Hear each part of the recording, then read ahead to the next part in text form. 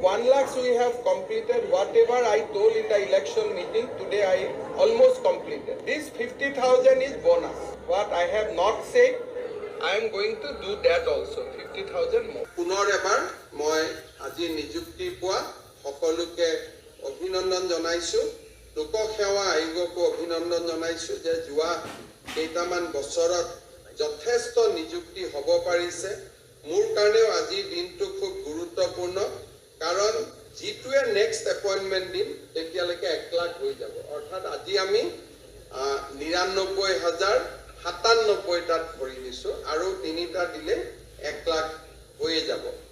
আৰু 40-50 হাজাৰ নিযুক্তি অহা বছৰৰ ভিতৰত আমি কৰিবৰ কাৰণে গৈ আছোঁ।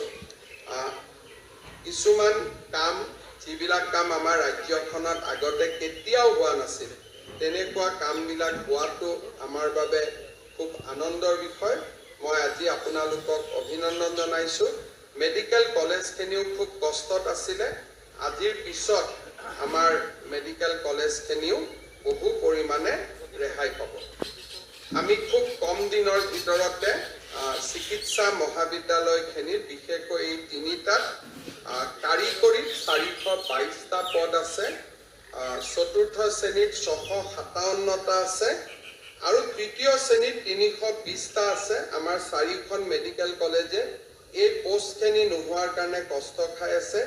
ডিএমই মহোদয়ক মই অনুৰোধ কৰিম যেনে তেনে অক্টোবৰৰ ভিতৰত টেকনিকেল 422টা যাতে নিযুক্তি আমি দিব পাৰোঁ, কাৰণ নহ'লে গোটেই কেইখন মেডিকেল কলেজত কষ্ট হৈ আছে।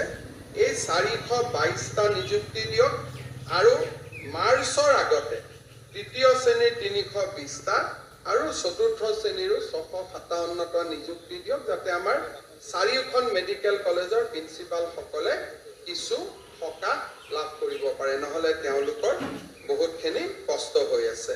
পুনৰ এবাৰ সকলোকে অভিনন্দন জনাই promise that we will give 1 lakh appointment.